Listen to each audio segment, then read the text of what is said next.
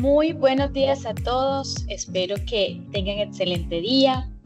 Bienvenidos al webinar de hoy, cierre contable y fiscal.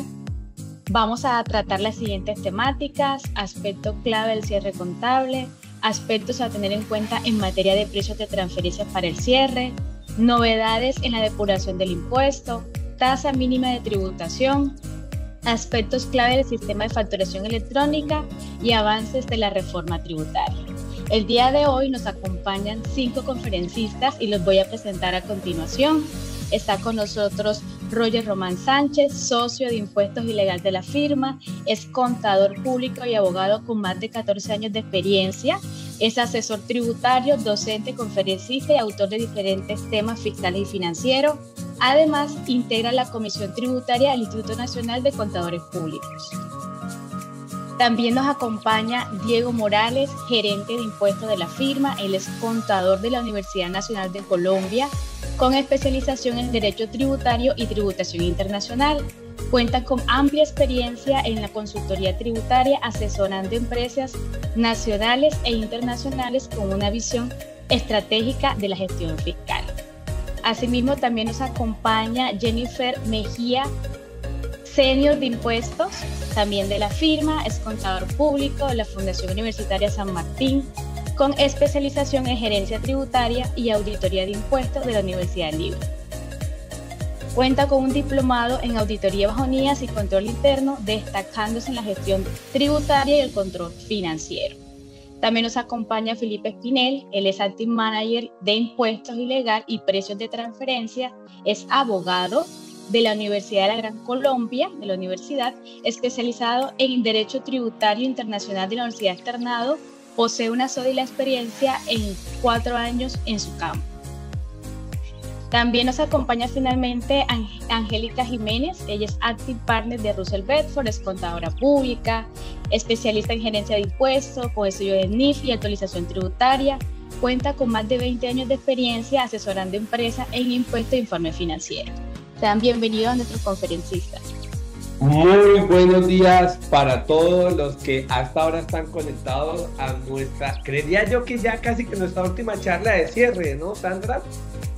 Posiblemente tengamos otras internas para clientes, pero yo creo que la pública y masiva más importante ya de cierre que tenemos es esta.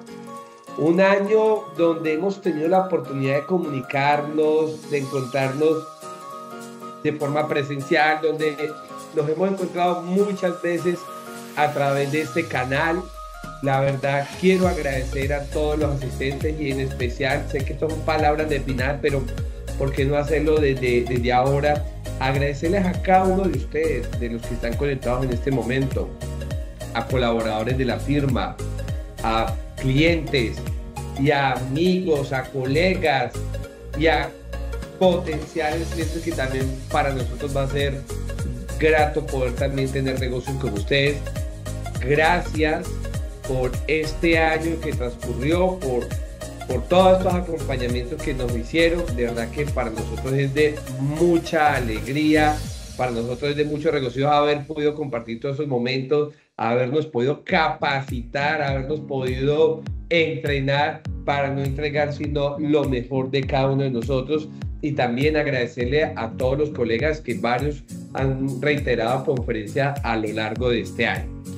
No quería dejar pasar estas primeras palabras de agradecimiento con ustedes, y que estoy seguro que en el año 2025 nos vamos a ver aún mucho más temáticas, vendremos aún más recargados con nuevos temas, no solo fiscales, como ya lo hemos hablado, no solo contables. Veremos más temas de tecnología, veremos más temas de gobierno corporativo, veremos más temas de todos de ISG. Debemos de ser conscientes de las nuevas novedades que se nos vienen, y sobre todo, me vuelvo un poco, profundizaremos mucho en temas de tecnología. Así que estoy seguro que el año 2025 nos vamos a encontrar mucho más. La firma nuevamente crece gracias a ustedes, a todos los que están conectados hasta ahora. Y entrando un poco en materia a conversar, yo les quiero contar que el año 2024 ha sido un año muy coyuntural. un año muy retador, un año donde hemos visto una palabra que es la que está generando mucho ruido prácticamente desde el segundo semestre, prácticamente por allá de mayo, y es la incertidumbre. Y es que la incertidumbre comúnmente no permite tomar las decisiones más sabias. Entonces estamos teniendo una gran cantidad de incertidumbres en materia económica, estamos teniendo muchas incertidumbres en materias electorales, en materias políticas, estamos teniendo una gran cantidad de temas coyunturales a nivel internacional, y todo esto ocasiona, siempre la pregunta es: ¿reinvierto? ¿No reinvierto? ¿Tomo la liquidez y la llevo al exterior? Y comienza a generar todos esos elementos de incertidumbre, y incertidumbres que de una u otra manera comienzan a afectar nuestro cierre contable y fiscal. ¿Y por qué comienza a generar todo eso? Ya les voy mostrando un poco toda nuestra agenda. Porque resulta de que una de las primeras incertidumbres que nosotros vamos teniendo tiene que ver sin duda alguna con el proyecto de reforma tributaria. Proyecto de reforma que hemos visto en estos días como no ha podido avanzar. Históricamente, desde que tengo la posibilidad de estudiar las reformas tributarias por allá desde la primera 2010-2012, la ley 2010 y luego 1607, comenzábamos a ver siempre lo mismo. Se presentaba a la altura de septiembre-octubre, se manifestaba una discusión señalándose que esta era poco probable que se aprobara, y se terminaba aprobando la reforma tributaria. Por primera vez en prácticamente estos 14 años, en lo personal veo una reforma con muchas dificultades en su trámite, con muchas situaciones políticas coyunturales. Recientemente estamos presenciando un escándalo a nivel nacional de presuntas corrupciones de parte del mismo Ministerio de Hacienda, lo cual ocasiona que el ambiente a nivel legislativo pues tenga serias dificultades para avanzar en ese trámite. Pero ¿qué esperaríamos entonces con ese proyecto de reforma de ser aprobado? Que, como hemos dicho, estamos en un momento coyuntural. ¿Qué esperaríamos o qué deberíamos de prepararnos de ser cierto que comienza su trámite? Deberíamos de prepararnos en 5 cosas. Lo primero, las ganancias ocasionales.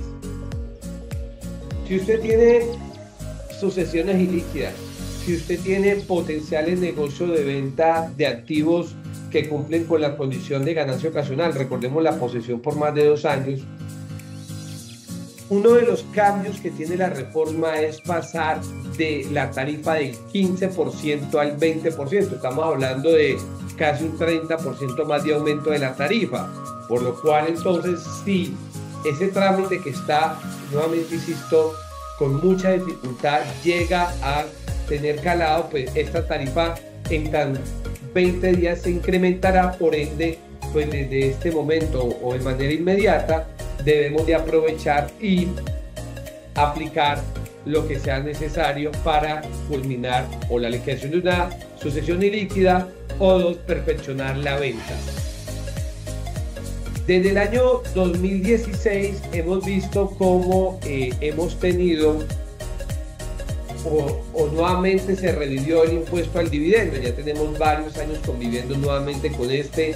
Ha sido cada reforma prácticamente se cambia la tarifa. Hoy estamos en unas tarifas para personas naturales significativas. Estamos hablando de tarifas del 20% para los extranjeros y prácticamente casi que un 20% para las personas naturales.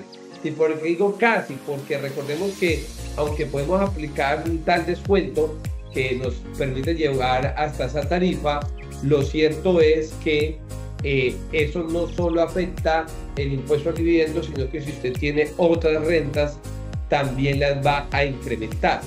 Entonces va a incrementar la tarifa. Entonces el interés presunto, que son préstamos a los socios accionistas, y la norma habla en el artículo 35, préstamos en dinero, tiene un papel importante y es esa necesidad de legalizar, si así se quiere denominar, o buscar el vehículo jurídico para que no cause, porque una de las propuestas de la norma es que el interés presunto sea el doble de la inflación, como hoy ya ocurre. Entonces, recordemos que la inflación el año pasado fue el 10%, y si hubiera sido el doble, hubiera sido un 20%, ya es una tarifa de renta indirecta muy importante. Estamos hablando que hoy la inflación, ayer salió el comunicado del ministerio, estaría rondando por debajo del 5% la inflación anual, lo cual, si tuviéramos nuevamente doble tasa de interés presunto, pues estaríamos hablando de tasa del 10% de ingresos. Entonces, aún sigue siendo muy importante revisar la forma de legalizar. Y quiero irme también al tema del beneficio de auditoría. El beneficio de auditoría ha venido existiendo a lo largo de los años. En el 2012 tuvo una pequeña parada o se detuvo a nivel legislativo, nuevamente retomó a partir de la ley 1943, y el Plan Nacional de Desarrollo del Gobierno actual lo extendió hasta el 2026. Pero una de las cosas que se pretende derogar exactamente es el beneficio de auditoría.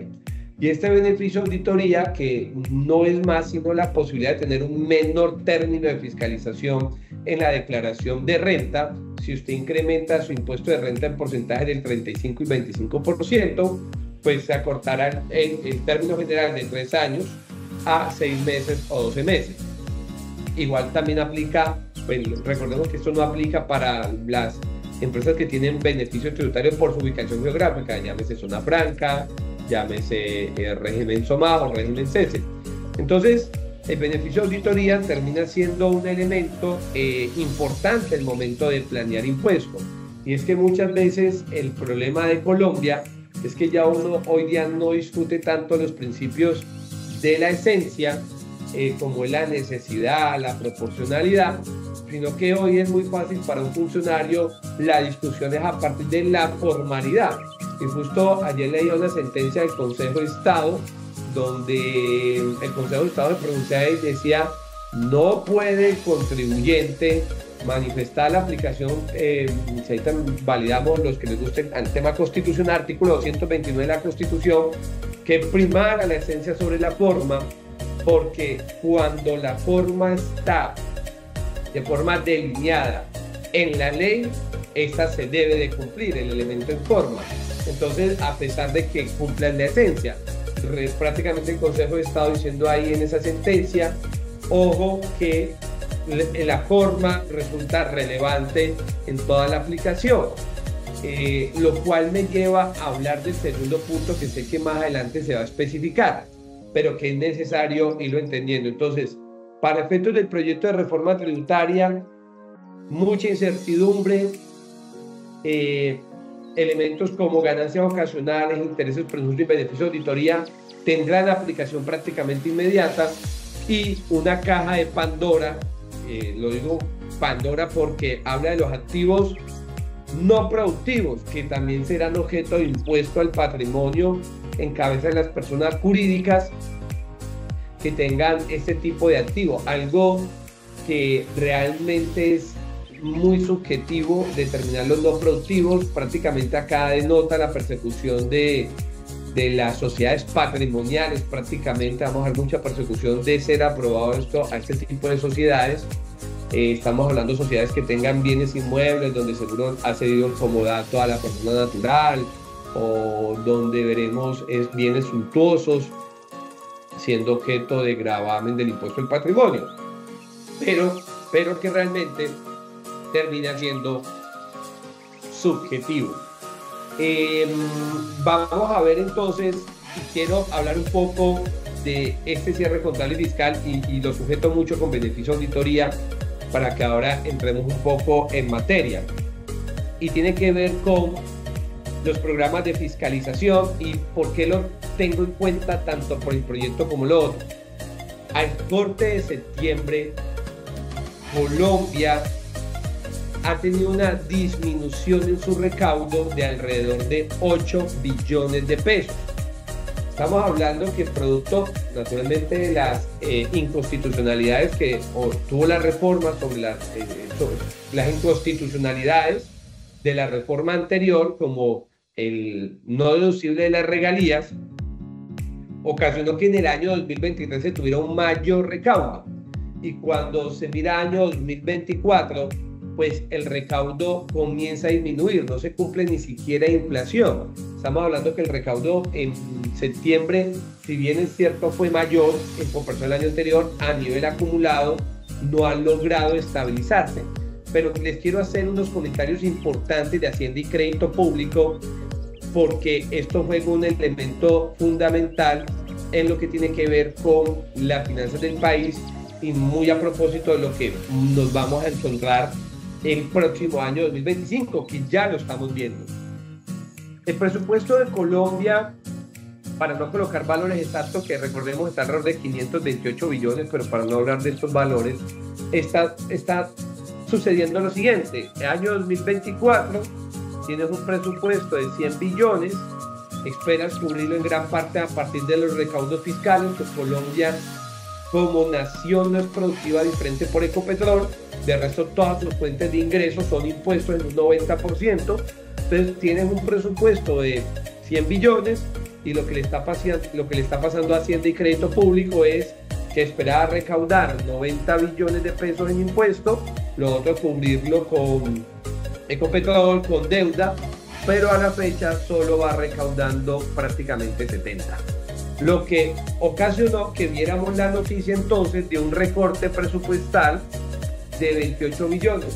No se habla del recorte presupuestal, sino se habla de aplazamiento, que es en otras palabras recorte. Y en el año 2025, con el fin de generar esas presiones políticas naturales, siempre hemos escuchado cada reforma tributaria, siempre he escuchado es que el país no tiene dinero, el país tiene caja apenas para 3 meses y no se aprueba. Realmente lo que más se busca el proyecto de reforma tributaria es la aplicación de la regla fiscal. Pero lo que está sucediendo es que tienes un panorama que no has podido cumplir en el año 2024, tienes una economía con mucha desacelerada y esperas crecer 20 billones más el presupuesto del año siguiente, cuando ni siquiera has sido capaz de cumplir. Entonces, desde ya vamos viendo a futuro cómo el presupuesto del año 2025 pues va a sucederle lo mismo que le está pasando este año. Entonces se habla de los famosos 13 billones de este proyecto de reforma, donde los 7 billones son por regla fiscal. Va a suceder exactamente lo mismo, vamos a tener un presupuesto totalmente financiado y año 2025 vamos a ver la misma historia de la necesidad de un recorte presupuestal del tamaño de 28 billones, porque fíjense que este año no se ha cumplido, se espera que se cierre con 12 billones. ¿Qué ocasiona entonces esto? ¿Qué ocasiona entonces esto? Ocasiona que el ente encargado de administrar, recaudar y fiscalizar los tributos tenga que colocarse la 10 de James. No solo la de James, la de Falcao, la de prácticamente el equipo de fútbol completo, porque deberá buscar a toda costa, a toda manera, aumentar el recaudo. Y por eso estamos viendo programas de fiscalizaciones masivos, donde son programas que prácticamente busca presionar al contribuyente a partir de mensajes de economías conductuales que dan miedo. Y recordemos que la economía conductual, que es lo que están buscando a través de estos programas masivos, casi siempre en su contenido hierra. Me explico. Seguramente a muchos les ha llegado un mensaje que dice: usted tiene una diferencia en la exógena porque usted reportó 100 pesos y resultó que tiene una diferencia de más del 400%, algo así dice el documento.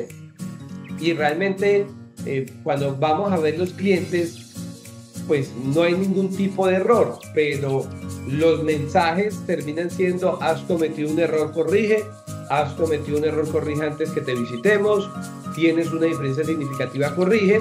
Eso a través de economías conductuales, que es lo que conocemos como programas masivos.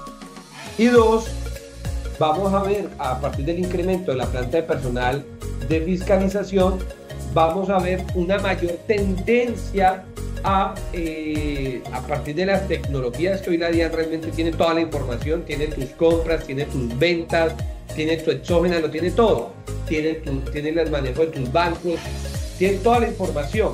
Entonces, a partir de ahí, de este tema de tecnología, ya nuevos profesionales, lo que antes llamábamos o decíamos cuando le preguntaba a un cliente, probabilidad que la DIAN me revise, pues uno decía, es menos probable que ocurra. Hoy, cuando preparemos nuestras declaraciones de impuestos, nuestras declaraciones de cierre, la pregunta tendrá una respuesta contundente y es, ¿será y es más probable que me auditen o fiscalicen que no? Es decir, es más probable que ocurra una fiscalización de una declaración que no ocurra. Miren el mensaje contundente que mandó la DIAN. Ya he detectado 70.000 declaraciones de renta que están mal elaboradas. De 1 millón, de 2 millones que se hacen, estamos hablando de como el 5%. Entonces, en ese sentido, debemos de tener muy de presente que vamos a tener alta probabilidad en nuestras declaraciones de fiscalización por parte del ente recaudador. Y aquí quiero tomar una frase que me gusta mucho, que utiliza nuestra socia Olga, y es la palabra coherencia. Y es la palabra coherencia. Coherencia en nuestras declaraciones tributarias, coherencia en nuestras políticas contables, coherencia prácticamente en nuestro modelo de negocio, con una alta aplicación de formalidad. Y es que nos están llevando, quiero ir cerrando para pasar a tasa mínima, porque hoy tenemos un proyecto largo de charlas donde las conferencias de mis colegas están sumamente interesantes, no se pueden perder ninguna de las charlas hasta el final. Y cuando vemos esas coherencias, es esa obligación que ya tenemos de conciliar absolutamente todo. Prácticamente nuestros sistemas de información,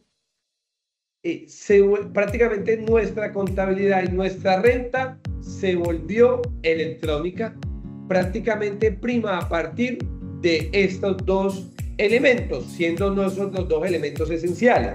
Pero prácticamente toda nuestra declaración es compuesta, o la DIAN puede armarla a partir de la información que se suministra a través de esta data. ¿Qué nos obliga entonces? A que toda nuestra información lleve un importante proceso de conciliación. Recomendaciones acá. Tu política contable, en lo posible, busca que sea concordante con renta y con facturación. Es que nos estamos saliendo, Roger, de aquello que vimos en el año 2016, donde insistíamos que debe tener la primacía la información financiera, ¿de acuerdo? No debe de pasar lo diferente, pero en lo posible todo tiene que estar sujeto para evitarte programas de fiscalización innecesarios. ¿Es válido que la IFRS tenga diferencia con la renta? Totalmente válido. Puede existir diferencia. Además, el mismo artículo 28 contempla que todas las estimaciones de valor razonable no tienen efecto fiscal. Es válido. Es válido que la renta tenga diferencia con el IVA. Totalmente, porque pueden haber tiempos diferentes. Un concesionario que vende un carro tiene que facturarlo primero, pero no significa que lo haya entregado, haya transferido los riesgos de este. ¿Es posible que con ICA haya diferencia en renta? Totalmente, porque pueden haber partidas que no están grabadas con ICA. ¿Pueden haber diferencias con la autorretención? Claro, yo puedo ser un comercializador internacional y solo contribuir a partir de mi base gravable, que sería el margen bruto. ¿Puedo tener diferencia en facturación electrónica con IFRS? Por supuesto. Y en exógena también, es decir, podemos tener diferencias. Pero si las hubiera, deben de estar documentadas.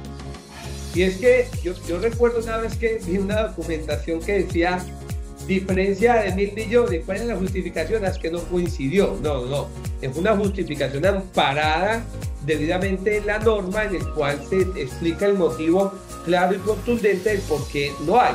Voy a ponerles un ejemplo, la firma. Nosotros prestamos servicios fijos, algunos variables, pero en toda la firma no tenemos ingresos especializados desde la óptica que es que tenemos un algoritmo que depende de unos factores externos que nos obligan a las estimaciones. No, nosotros prestamos el servicio y facturamos.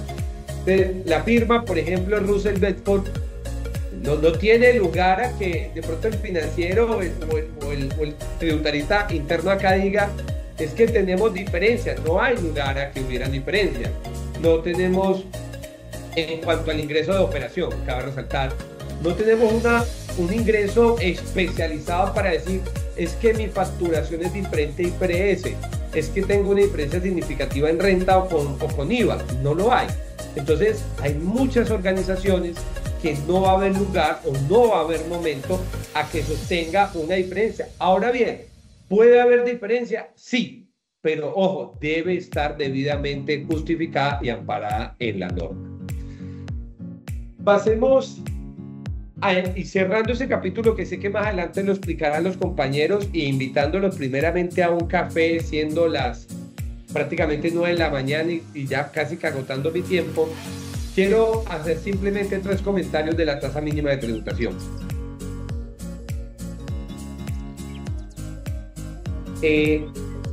Todos aquellos que hemos tenido un familiar que han padecido enfermedades terminales como el cáncer, la tasa mínima de tributación, podemos decirlo sin duda alguna, que es un tumor dentro del estatuto tributario. Es un tumor. Es un tumor porque de lo cual se inspiró, que fue a partir del pilar 2 de la OCDE, el cual tiene como propósito gravar,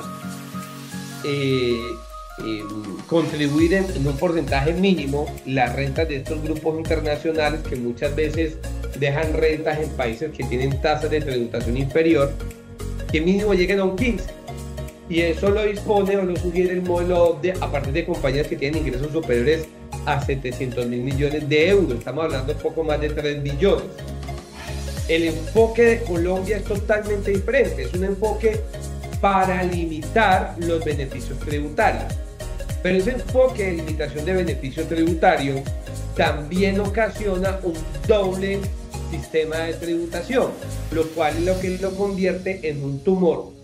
Pero ahí también nos da lugar a que en aquellas partidas comunes donde puede haber un tumor, podamos considerar o se pueda considerar unas excepciones a esas aplicaciones. Recordemos que la tasa mínima de tributación entonces es que el impuesto depurado dividido sobre la utilidad depurada no sea inferior al 15%. Y si esta fuera inferior, se adicionarán los puntos de renta para llegar a esa tasa mínima de tributación. Y el impuesto depurado se calcula a partir del impuesto neto de renta. ¿Qué es el impuesto neto? Coger el impuesto básico de renta, que es la renta líquida, multiplicarla por 35 y restarle los descuentos tributarios. Le sumo los descuentos de impuestos pagados en el exterior y le resto los impuestos que le traigo a partir de las rentas de entidades controladas en el exterior. Esto es un tema especializado en tributación internacional que para nuestro ejemplo no lo vamos a tocar ni eso. Y luego lo divido sobre la utilidad depurada, que ya ha manifestado la DIAN vía doctrina, arranca a partir de pérdidas si hubieran pérdidas. Y le sumo las diferencias permanentes, que son los gastos no deducibles. Siempre se ha cuestionado que no permita sumar lo adicional. Le puedo detraer los no constitutivos de renta, método de participación patrimonial, compensación de pérdidas, ventas de ganancia ocasional y algunas rentas exentas como vivienda de interés social y régimen holding y las de la CAP. Pare de contar. Y a partir de ahí calculamos nuestra tasa mínima de tributación, pero esto es mejor colocándole en ejemplo. Quiero poner 3 ejemplos que son los que pueden generar una doble imposición o que se debe de evitar. Voy a arrancar con el primero, tal vez más fácil, que es el de los activos fijos reales productivos. Recordemos que cuando una entidad compra bienes de capital o lo que llamamos activos fijos reales productivos, que son bienes para que participan de manera directa en la producción, indistintamente seas una comercializadora, ese IVA que pagas puedes descontarlo en renta y no tiene un término para su descuento hasta que agotes ese descuento. Entonces, vamos a suponer que una compañía tuvo en ingresos 1000, tuvo en costos 700 y tiene una utilidad de 300. Vamos a suponer que aquí no hay gastos no deducibles, aquí tenemos un impuesto básico de renta del 35%. Pero como la entidad invirtió en activos fijos reales productivos, vamos a suponer que invirtió 2000 y pagó en IVA por esos 2000, pagó el 19%, es decir, 380. La norma me dice que yo no me puedo descontar más del impuesto, entonces yo tengo un descuento por activo fijo real productivo que llega a su mismo límite. Y es que el impuesto neto de renta va a ser 0, porque tengo un descuento activo fijo real productivo. Entonces me voy al cálculo de mi tasa mínima de tributación, TMT, donde me dice, coge el impuesto neto de renta, que es 0, sobre la utilidad depurada. Vamos a suponer que la utilidad depurada es la misma utilidad. Entonces me dice, ¿cuánto es sobre esto? Pues dar 0. Quiere decir que yo tengo que agregar un impuesto mínimo, que en este caso sería de 15%, es decir, mínimo yo tendría que agregar 45 de impuesto. Eso lo puedo solucionar de dos formas. O disminuyo el descuento porque lo puedo tomar en años siguientes, por ende el descuento deberían de ser 65 para que pueda llegar. En este caso, no alcanza a llegar aún porque está en un 13%, o sea que yo mínimo tendría que descontarme 60, máximo 60, para que yo pueda llegar, para que pueda tener una tasa mínima de tributación. Y la otra parte, o el otro exceso, poderlo descontar en vigencias siguientes. Eso es activos fijos reales productivos. Quiero hablar de uno que es el que más afana, que es la diferencia en cambio. Estamos viendo hoy, ayer estaba el dólar en 4.400, muy probablemente cierra en 4.300, 4.500, pero estamos hablando que en una temporada del año que el dólar estuvo a 3.008. Vamos a suponer que usted lo que tiene es una cuenta por cobrar o una cuenta que tenía con dólar a 5.000 y ya bajó a 5.000, a 4.400. Usted tiene unos ingresos de 1.000 y tiene una diferencia en cambio no realizada de 1.000. Tiene los mismos costos de 700 y la utilidad de 300. Bien sabemos que estos 1.000 no tienen efecto fiscal sino hasta cuando se realice. Por tanto, aquí no hay descuento tributario, el impuesto básico son los 105. Pero cuando me voy a calcular la tasa mínima de tributación, resulta de que la utilidad depurada no son 300, sino que son los 300 más los 1.000. Y mi utilidad depurada son 1.300. Por tanto, el impuesto neto de renta sobre la utilidad depurada me está dando 8.1. Y ahí es donde viene el papel y uno dice, estos 1.000, que es diferencia en cambio no realizada, que no he hecho ese ingreso, me obligaría a pagar una tasa mínima de tributación y es de este 8.1 hasta llegar de este 8.1 hasta llegar a la tasa mínima de tributación, es decir, que tendría que adicionarle 90 puntos más de impuesto de renta para cumplir. ¿Qué es lo que ocurre? Que el próximo año, vamos a suponer que se realizó ese ingreso, vuelvo a pagar impuesto de renta por ello, es decir, estaríamos pagando 2 veces el impuesto de renta. Aquí pueden haber dos posiciones. Posición conservadora, calculo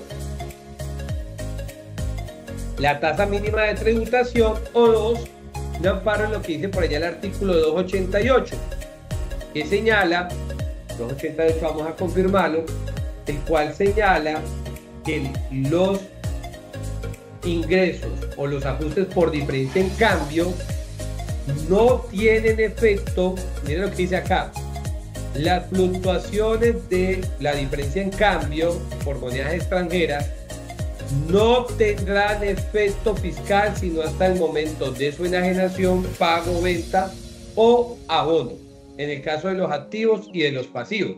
Y aquí hay una norma especial, me está diciendo el ingreso por diferencia en cambio o gasto no tiene efecto fiscal sino hasta su enajenación. Otros dirán, no, Roger, porque la tasa mínima es otra norma especial que la una no tiene que ver con la otra. Entonces pueden haber dos posiciones ahí, dos criterios. Yo soy del criterio que no aplica, ojo, es posición de Roger, no de la firma, que no aplicaría en tasa mínima, pero es un tema o un file de defensa que se debe tomar si no se va a aplicar.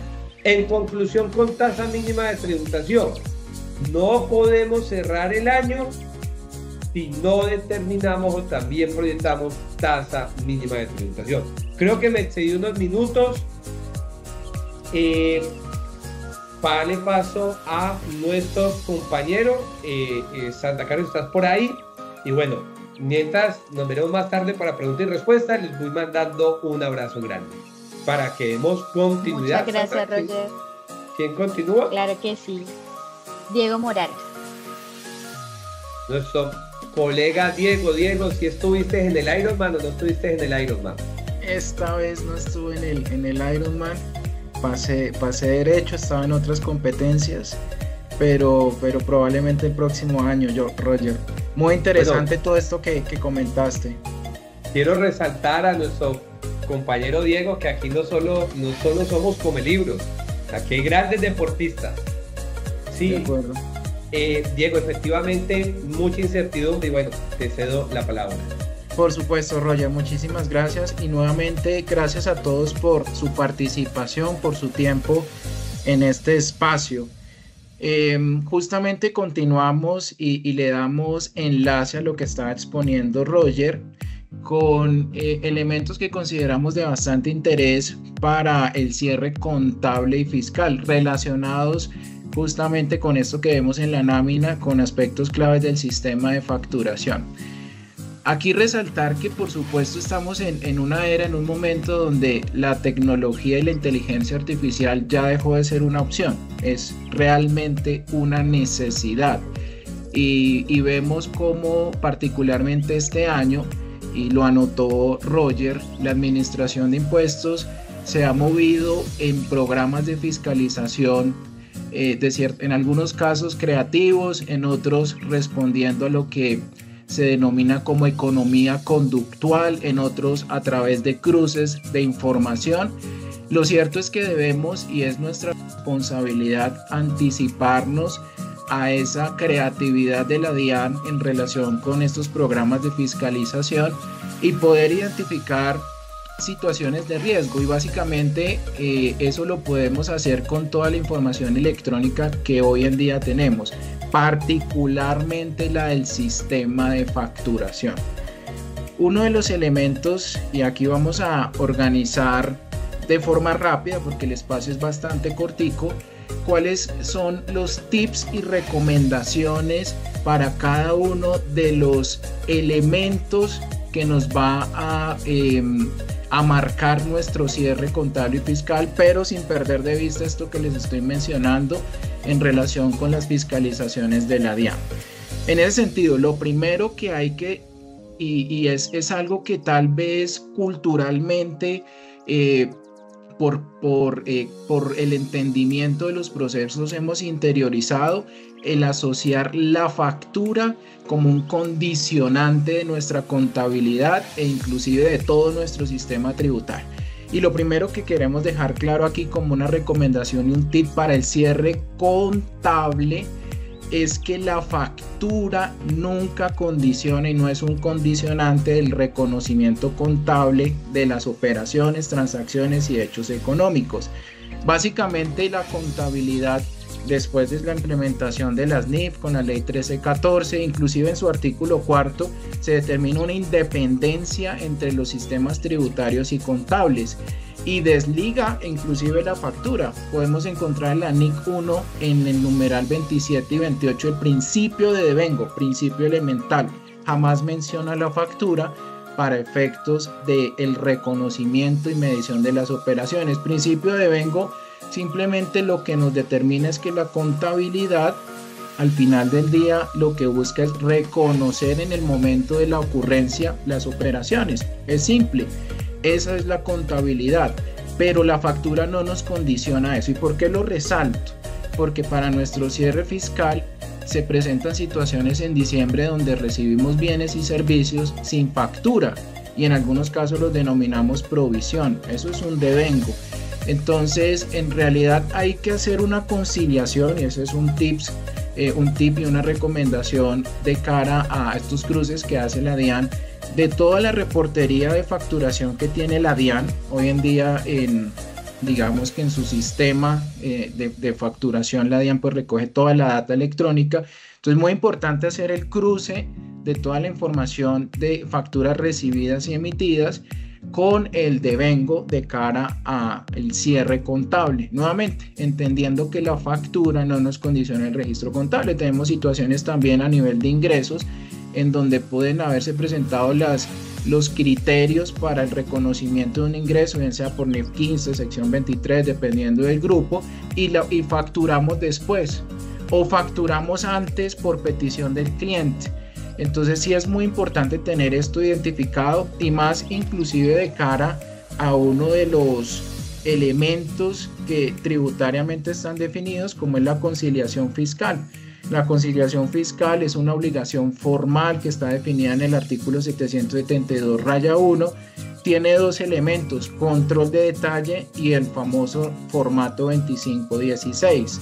Y en uno de los anexos de ese formato 2516 se reconoce que hay una diferencia entre la facturación y los ingresos. Entonces también no perder de vista este anexito que viene, pues usualmente se mira es con la elaboración de la declaración de renta de cara a tener conciliada la facturación con nuestros ingresos.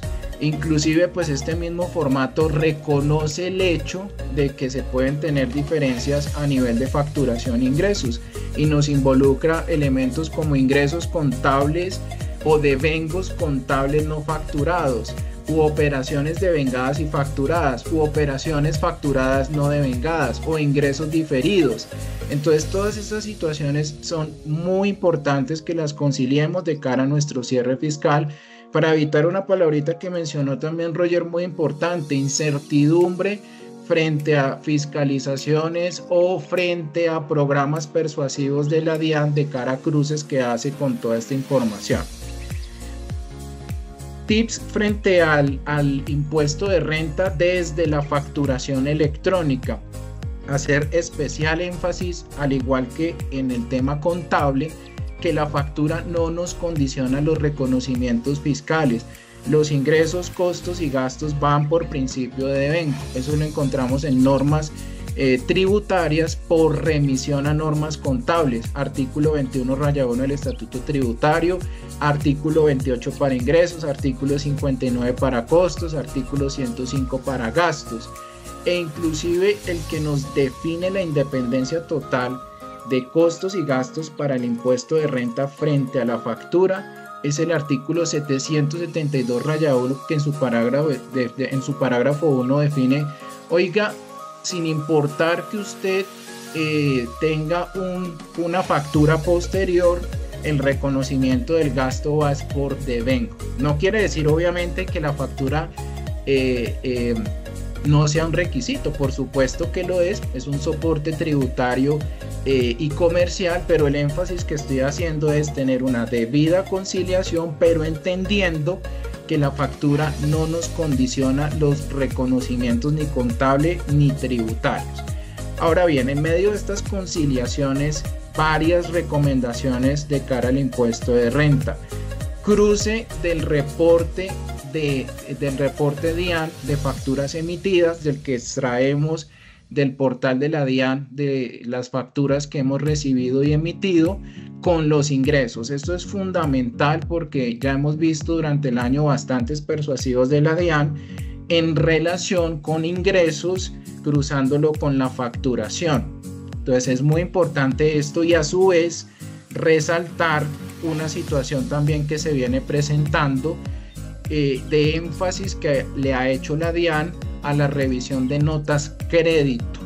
Entonces muy importante porque las notas crédito son aminoraciones del ingreso y por supuesto de la renta líquida o del resultado fiscal, y en esto pues hay varias consideraciones a nivel de notas crédito que simplemente dejamos como recomendación. Ojo con las anulaciones de factura sin referencia a la factura. Hay dos modalidades de nota crédito, con referencia y sin referencia. Ya a partir de la resolución 165 de 2023 no se pueden anular facturas sin referencia. Entonces, si la DIAN identifica esto y tenemos esto en nuestra contabilidad, hay que identificar y poder subsanar esa situación. También ojo con el uso de las notas crédito para, por ejemplo, rebates, descuentos condicionados. Hubo un cambio que trajo la resolución 165 y determina que se debe identificar en la nota crédito el periodo al que corresponda, indistintamente que no se asocien facturas, caso típico los descuentos condicionados. Y ojo también con hacer anulaciones o ajustes a facturas que ya hayan sido aceptadas tácita o expresamente. La norma comercial no lo permite y de hecho pues la tributaria se acoge a eso, y si la DIAN identifica esto en una revisión nos va a rechazar esa aminoración o esa anulación de la factura. Ahora, frente a los temas relacionados con facturas recibidas, costos y gastos, muy importante tener en cuenta todos los requisitos que hoy en día tenemos del sistema de facturación. Por supuesto, los eventos o acuses de recibo de las facturas y recibo del bien o el servicio. Estos dos eventos son claves para asegurar la deducibilidad del gasto. Entonces, en eso es importante hacer una conciliación. Hay herramientas tecnológicas que lo facilitan. Inclusive nosotros en la firma desarrollamos un robot que hace esta verificación de forma automática y sin límite de facturas para poder identificar todas las facturas del año que se recibieron, cuáles son a crédito y cuáles tienen estos dos eventos que son necesarios y obligatorios para que el costo o gasto sea deducible. Nómina electrónica, importante ya para el cierre fiscal. No perder de vista la discusión que se ha tenido siempre desde el 2021 con los conceptos consolidados pero no pagados. Estos hacen referencia a vacaciones, cesantías, intereses de cesantías, por ejemplo, bonificaciones por planes institucionales condicionados que quedan devengados pero no pagados en el año. ¿Cuál es la posición de la DIAN? Que estos conceptos se incluyan en la nómina electrónica así no se hayan pagado. Vacaciones, cesantías, interés de cesantía, bonificaciones condicionadas, pero efectivamente devengadas. Ese tipo de gastos, ojo, posición de la DIAN, que queden en la nómina electrónica. Hay argumentos para debatirle a la DIAN que no necesariamente tiene que quedar con el devengo, sino con el pago, pero una recomendación, entendiendo que la nómina electrónica es un simple soporte fiscal independiente para el trabajador, porque el trabajador siempre se va por el certificado de ingresos y retenciones. Entonces, en ese caso, pues no nos enredemos la vida y tratemos de alinear el gasto con la nómina electrónica. Documento soporte con no obligados a facturar, tener especial cuidado porque la posición de la DIAN frente a este documento electrónico es que debe haber una concurrencia entre la fecha de la operación, es decir, el devengo, y la fecha de generación. Hay argumentos para debatirle a la DIAN que eso no necesariamente debe coincidir, pero la recomendación es hacer una revisión de cara pues a todas estas operaciones que se hayan hecho con no obligados a facturar y verificar si hay alguna diferencia a nivel de estos momentos, y más de cara también a los medios magnéticos, porque nuevamente la posición de la DIAN es que estos documentos se deban generar en el momento del devengo, situación obviamente en mi consideración un despropósito, pero es la posición que actualmente tiene la DIAN. Ojo con los documentos equivalentes. Si tenemos costos y gastos soportados con documentos equivalentes electrónicos, recuerden que durante este último semestre ya todos pasaron a ser electrónicos, esos son soporte fiscal para costos y gastos, con excepción del POS. El POS, para que sea soporte de costos y gastos a nivel fiscal, debemos solicitar que en el cuerpo del documento se incluyan los datos del adquiriente, NID y razón social, para que ese POS sirva de soporte fiscal. Ese fue un cambio. El POS físico, que estuvo vigente hasta más o menos la mitad de año, no nos servía para efectos fiscales, pero el POS electrónico sí, siempre y cuando se incluyan los datos del adquiriente. Pasamos ahora a recomendaciones de cara a lo que es autorretención y retención. Importantísimo, de la misma forma que he insistido en el devengo para la contabilidad, para la renta, también por supuesto para la retención como un mecanismo de anticipo del impuesto de renta. Ese mecanismo funciona a partir también del principio de devengo. La norma nos dice que las retenciones se deben realizar sobre los pagos o abonos en cuenta, no sobre las facturas, que es también algo que estructuralmente hemos definido. Hago retención en el momento en que yo reciba la factura de un proveedor. Ojo con eso para el cierre, porque podemos tener costos y gastos devengados sin factura, y lo que nos dice la norma es que la retención debería suceder en el mes de diciembre. Por ejemplo, si recibimos el bien o el servicio, tenemos un devengo, pero la factura llega en enero y febrero. Inclusive, uno de los cambios que trae esta reforma tributaria que se está discutiendo es que sea requisito para la deducibilidad expreso que tenga retención en la fuente del costo o gasto. En realidad, ese entendimiento siempre ha estado, por supuesto, para nómina sí o sí es requisito a nivel de pago laboral que tenga retención, pagos al exterior es requisito, en pagos locales la DIAN ha interpretado vía doctrina que se debe tener la prueba de la retención. Ya con esto que se está planteando en la reforma es estrictamente necesario, y por eso también importantísimo entender que la factura no nos condiciona la retención, es el devengo. Entonces, muy importante también hacer un cruce de los documentos recibidos para identificar si de pronto dentro de lo que se ha registrado en la contabilidad tenemos algo que tenga la DIAN y que nosotros por alguna razón no hayamos contabilizado. Importantísimo también para cerrar el tema de retenciones. Ojo con las retenciones a favor para nuestro cierre fiscal, ¿sí?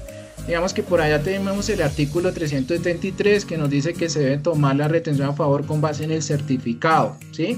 Pero también un tipcito aquí siempre a veces se pierde de vista. El parágrafo del artículo 381 nos permite sustituir los certificados por facturas, ¿sí? Entonces, como nosotros como contadores para nuestro cierre fiscal, pues por supuesto que esto es una afectación tributaria hacia nuestra contabilidad. Usualmente esperamos hasta marzo los certificados para hacer la conciliación de la cuenta de retenciones a favor. No nos esperemos a marzo. Hagamos la conciliación con las facturas.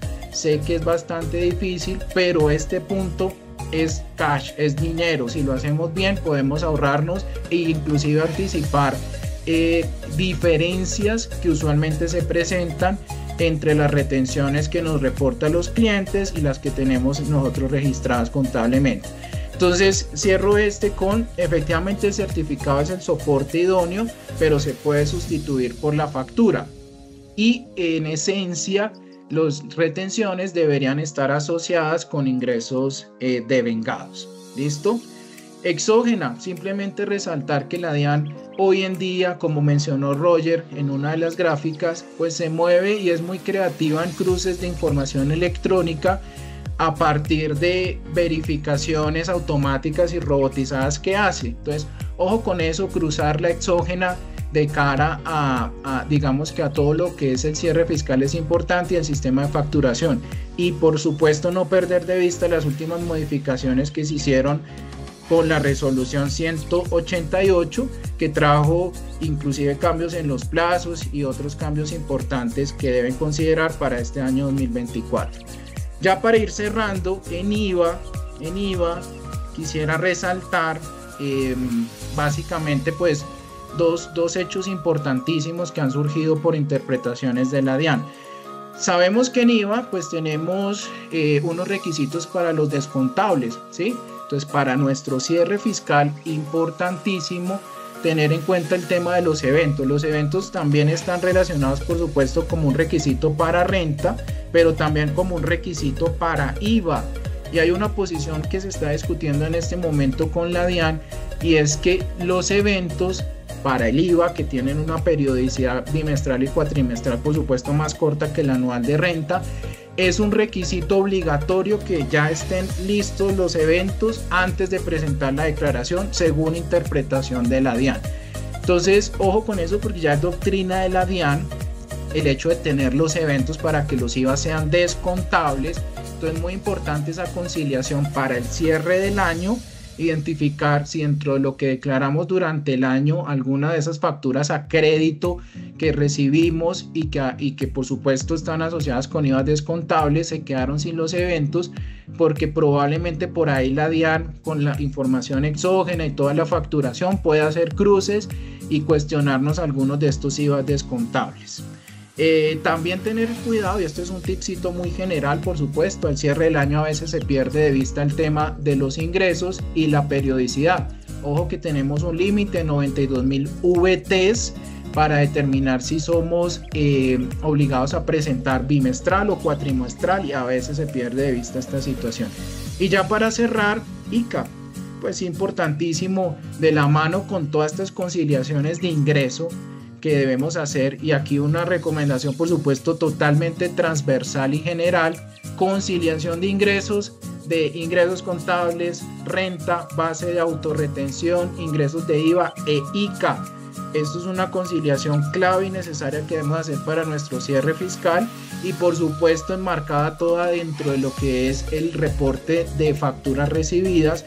Eso nos da por supuesto la posibilidad de anticiparnos a situaciones de riesgo con la DIAN. Y como decía Roger, todo tiene justificación a nivel de diferencias, pero es nuestra responsabilidad hacer el ejercicio y dejar justificadas esas diferencias. Con esto termino y le doy paso a Jennifer. Me excusan si me alcancé a acceder un poquito, unos minutos más. Adelante, Jennifer. Hola, buenos días. Jennifer, muy buenos días. ¿Cómo están todos? Muchas gracias a todos por su participación o por su asistencia. Bueno, el día de hoy, ¿sí logran ver mi presentación? Listo. El día de hoy les vengo a hablar sobre el tema de los aspectos claves al cierre. Partimos de que ¿qué es un cierre contable? Pues una parte fundamental de la vida de las empresas. Es donde finalizamos el tema de las cuentas anuales, donde nos representa la culminación de un periodo de la actividad financiera. Y cuando hablamos de tema de ejercicio contable, pues nos estamos refiriendo del 1 de enero al 31 de diciembre. No obstante, pues quiero hacer una diferencia entre estos dos términos de cierre contable y cierre fiscal, porque aunque se entrelazan y tengan un tema de enfoque empresarial, pues cumplen diferentes roles. Uno, que es el cierre contable, pues se enfoca en el tema de los registros, asegurando que los estados financieros reflejen con exactitud la situación de la empresa. Y el cierre fiscal, pues es cumplir con las obligaciones tributarias, aplicando la normatividad vigente, el tema de las regulaciones establecidas por la ley. ¿Y por qué realizaríamos el tema de los cierres contables? Pues nos permite cumplir las normas legales y contables, facilita la toma de decisiones estratégicas, nos brinda una visión clara de cómo está el desempeño de mi ente económico y es la base para la elaboración de los estados financieros.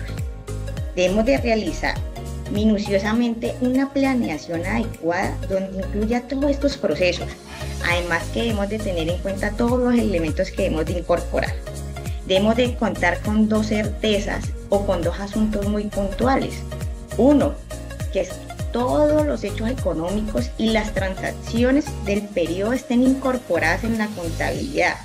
Y dos, que refleje fielmente la realidad económica en la contabilidad. Yo les vengo a compartir algunos tips contables con énfasis en el marco fiscal. Uno, que es el tema de la identificación del marco normativo, pues la Ley 1314 del 2009 nos brindó 3 grupos, entre ellos son Grupo 1 plenas, Grupo 2 pymes y el Grupo 3 de simplificadas NIR. Con ellas nos indica que debemos de hacer primero una identificación del marco normativo, qué grupo pertenecemos, porque dependiendo del grupo que pertenecemos, pues vamos a hacer esa realización o ese reconocimiento de los registros, de los ajustes y de las estimaciones, de acuerdo al Decreto Único Reglamentario 2420 del 2015 y sus modificatorios. Luego ahí partimos de que hemos de hacer una revisión y una conciliación de cuentas, como por ejemplo, el efectivo y el equivalente. Partimos de que debemos de conciliar tanto mi extracto bancario versus mi contabilidad, o cuando hablamos de los instrumentos financieros y las inversiones, pues debemos de tener en cuenta todo ese tema de los intereses, el tema de la amortización.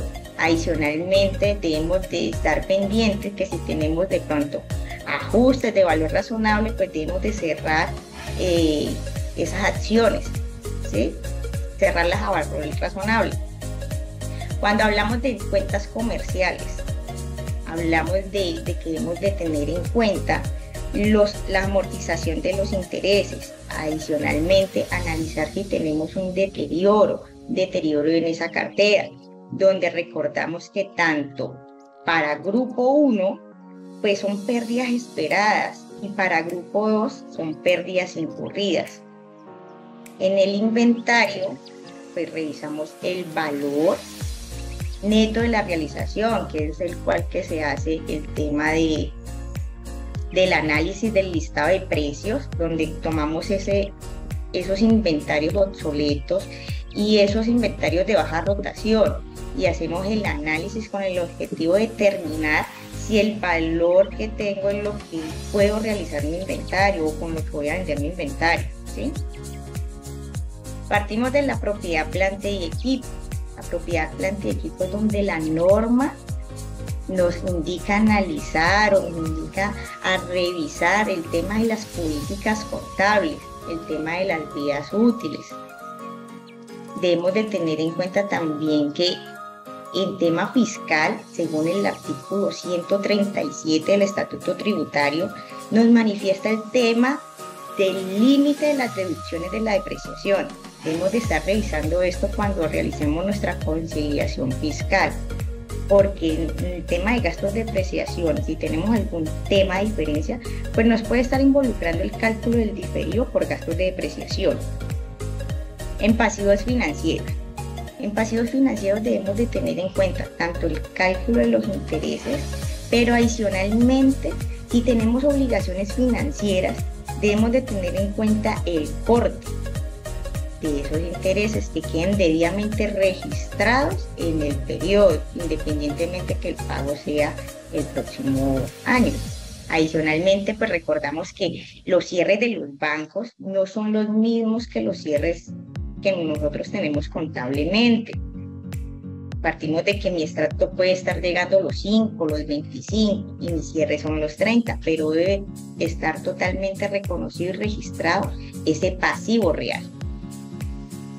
En temas de beneficios a empleados, nosotros siempre recomendamos a todos nuestros clientes realizar la elaboración o la conciliación de prestaciones sociales. Adicionalmente, debemos de cerrar el tema de los documentos electrónicos, como muy bien lo mencionaba mi compañero Diego. Pues ya ingresamos al mundo tecnológico, estamos en el mundo electrónico, donde este año fue en toda la implementación de los documentos, y un tema fue nuestra nómina electrónica, y adicionalmente la transmisión de la nómina electrónica por concepto de dotación. Les recordamos que si hoy, 4 de diciembre, no has realizado tu transmisión de nómina por concepto de dotación aún lo puedes hacer, porque al no realizar este proceso, ese gasto puede quedar como no deducible. Y aquí hago un paréntesis y un ejemplo, porque digamos que son varias las consultas que he realizado con base a este tema, donde nos indican cuál es la diferencia entre el tema financiero o el tema contable versus el tema de la transmisión de nómina electrónica bajo el concepto de dotación. Ejemplo, comprenso de hecho el tema de la dotación. En tema financiero contable voy a llevar el proveedor SODEXO, ¿sí? Ahí está mi trazabilidad. Pero cuando voy a hacer la transmisión de mi nómina electrónica por concepto de dotación, ya no voy a llevar como tercero al SODEXO. Tengo que llevar a mi empleado la proporción de esa dotación. Y esa es la diferencia, el por qué está el tema de la transmisión y por qué me puede quedar como un gasto no deducible al no realizar este proceso. Partimos de ahí también de los impuestos a las ganancias. Como todas las recomendaciones que siempre les brindamos, siempre les indicamos, por favor realicen periódicamente el tema de la provisión de la renta. No lo realicemos a final de año, no lo realicemos el próximo año, realicémoslo cada mes, porque en esta provisión podemos estar subestimando o sobreestimando el impuesto.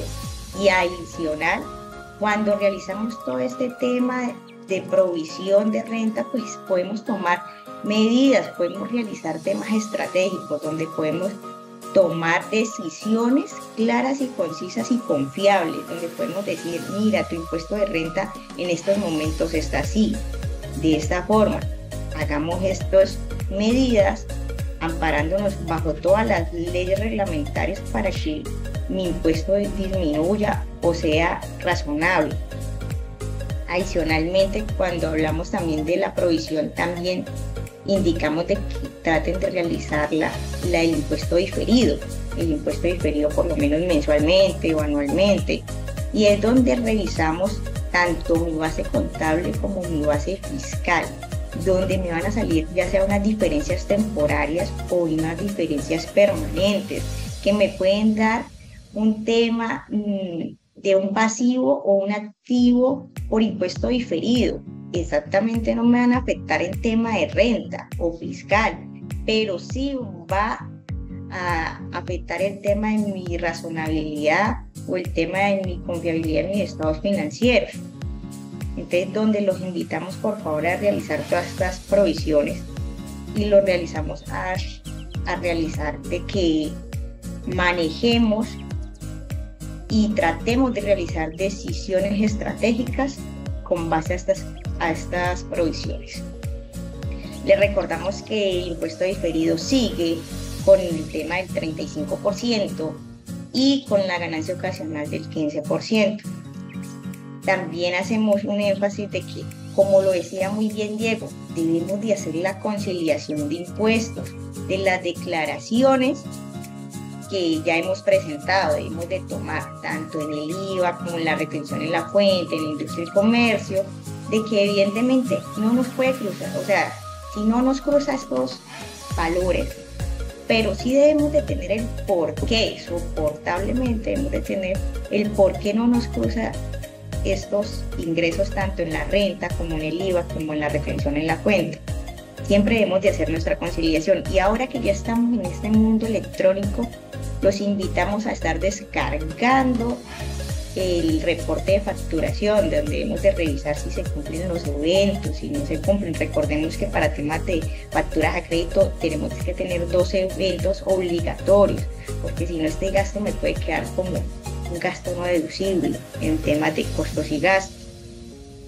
Adicionalmente, los ajustes NEFI para ciertos sectores, cuando tengo activos biológicos, cuando tengo propiedad, planta y equipo a medición a valor razonable, propiedades de inversión. Otro tip es hacer la validación del cierre de las cuentas de resultados. Hacemos el cierre, pero a veces no hacemos la validación de que nuestras cuentas de resultado queden en cero para el próximo año. Y la preparación de obligaciones fiscales, el cálculo de la provisión de renta y la ganancia ocasional es muy importante, es muy valioso porque es el que nos va a ayudar para tener una mejor estrategia. Adicionalmente les recordamos siempre realizar el formato 2516, aunque para una es obligatorio la presentación, recordemos que todos debemos de hacer el formato 2516, ya sea por un tema de fiscalización o por un tema de que vamos a solicitar un saldo y va a ser uno de los requisitos que nos está pidiendo la Administración de Impuestos, donde nos está indicando, por favor, muéstrenme su 2516. Los invitamos a realizar esta elaboración porque ahí van a ver también el tema de las conciliaciones, tanto base contable y base fiscal. Y concluyendo en el tema de los cierres contables, pues todo este tema de los cierres nos ayudan a comprobar los saldos de los proveedores y clientes y pasivos. Todo esto nos ayuda a que vamos a tener una validación o una conciliación precisa de los registros financieros, minimizando errores. ¿Por qué? Porque estamos comprobando que aquí los saldos están correctos. Adicionalmente, podemos hacer una estructuralización de saldos, donde vamos a prever riesgos y oportunidades. Y cuando hablo de riesgos es que vamos a evitar problemas financieros. Y cuando hablo de oportunidades es que vamos a prever el tema, ejemplo, el crecimiento de un área donde nos puede impactar la operación. Esos son los riesgos y oportunidades. Siempre debemos de estar planificando y garantizando cómo va a estar nuestro desempeño en nuestro ente organizacional. Garantizar decisiones basadas en datos confiables. Siempre es proporcionarle una información sólida y que respalde esa planeación estratégica y operativa que venimos realizando desde todo el año. No esperemos a realizarla el próximo año, es el momento de hacerlo, es el momento de que simplifiquemos el trabajo, de que nos ayudemos a realizar una presentación de estados financieros claros, ordenados y razonables. Les recordamos que entre todas estas recomendaciones que se me pasó decirles, por favor recuerden que para también el tema de pago en el exterior debemos de tener todo el documento soporte, porque si no este gasto sería no deducible. También, conforme a la reforma pasada y como nos indicaba Roger, pues debemos de realizar el tema del análisis de la tasa mínima de depuración. No podemos hacer una provisión de renta sin la tasa mínima de depuración, porque ese es el que nos va a indicar cómo estamos en el tema del impuesto. Debemos de basar todo el tema y hacer una revisión de nuestros costos y gastos, de que cumplan con el artículo 107 del Estatuto Tributario. Recordemos de que debemos de tener gastos claros y que estén debidamente soportados. El tema de la DIAN o de la Dirección de Impuestos está totalmente realizando varias fiscalizaciones, de que todo esté debidamente soportado y que todo el tema electrónico se esté cumpliendo con los mejores lineamientos posibles. Adicionalmente, tratamos de que con un cierre anticipado vas a tener mejores resultados, vas a tener unos estados financieros confiables. El día de hoy les digo, por favor, los que no han hecho esto el día de hoy, traten de hacerlo. Es la mejor estrategia que podamos hacer, esta planeación estratégica para nuestro ente económico. Y siendo más, para no alargarme un poquito más en el tema, pues le quiero dar paso a mi compañero Felipe. Muchas gracias a todos. Gracias Jennifer. Bueno, muy buenos días para todos. En esta parte de la presentación vamos a hablar un poco de precios de transferencia. Esta es una obligación formal que se presenta en el mes de septiembre. Recordemos que con las últimas modificaciones que efectuó el Gobierno Nacional en el calendario tributario aplicable al año 2023 dejó que ya para el año 2023 y siguientes se iba a presentar toda la información de precios de transferencia, a excepción del informe país por país, que es en diciembre, en el mes de septiembre. Eso es bastante importante porque hay un documento que se debe pedir con anticipación, pero ya hablaremos de él. Lo primero que se debe revisar en materia de precios de transferencia para los contribuyentes que han venido cumpliendo esta obligación en los últimos años o que crean que potencialmente puedan estar obligados para el año 2024 es la revisión de los topes. Los topes están definidos para las obligaciones de la declaración informativa, la documentación comprobatoria y el informe país por país. Entonces, recordemos que la declaración informativa es una obligación de carácter informativo, su mismo nombre lo indica. Sus topes están definidos por patrimonio bruto o ingresos brutos. Si el contribuyente cumple cualquiera de los dos criterios, ya sea el patrimonio o el ingreso o ambos, puede ocurrir, va a estar obligado a reportar las operaciones, la información de las operaciones con los que tuvo operaciones con los vinculados en el año 2024. Recordemos que acá, en el caso de la declaración informativa, si se tuvo operaciones con entidades o personas ubicadas en paraísos fiscales, este tope de patrimonio bruto e ingresos brutos ya no aplica. El solo hecho de haber tenido esas operaciones ya obliga al contribuyente colombiano. Acá en este tema de paraísos fiscales es importante traer la noticia reciente del proyecto de decreto que sacó el Ministerio de Hacienda frente a la actualización de lo que Colombia ve que en territorios son considerados paraísos fiscales o territorios de baja o nula imposición, porque acá la noticia más relevante es que Hong Kong sale de esta lista o saldría de esta lista una vez se publique el decreto. Esto es una actualización que está pendiente de hace ya casi 10 años. Entonces, esto es algo importante porque muchos contribuyentes colombianos tienen operaciones con entidades ubicadas en Hong Kong. Entonces, al sacar a este territorio de la lista de paraísos fiscales, pues ya entra uno a revisar si el cumplimiento de precios de transferencia en operaciones con entidades en Hong Kong ya es por vinculación y no por el hecho de que esta entidad esté ubicada en este territorio. Entonces, esto frente a la declaración informativa. Si yo cumplo estos topes, ya debo revisar mis operaciones vinculadas.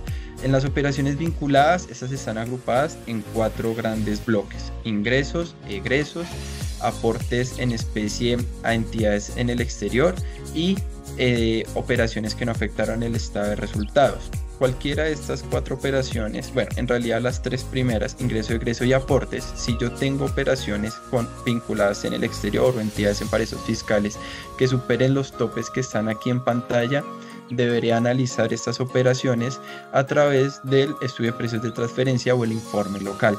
Entonces, ir revisando esto con anticipación me va a permitir ir recopilando la información que se requiere para ir armando este documento y sustentar la operación desde el punto de vista económico, financiero y tributario, dado que pues el estudio de precios de transferencia del informe local tiene una relevancia probatoria, dado que se considera una confesión, porque lo que yo estoy colocando en el estudio es lo que yo hice en el año gravable frente a las operaciones vinculadas. Entonces hay que tener mucho cuidado con lo que se diligencia, que sea la realidad económica y contar con la documentación soporte.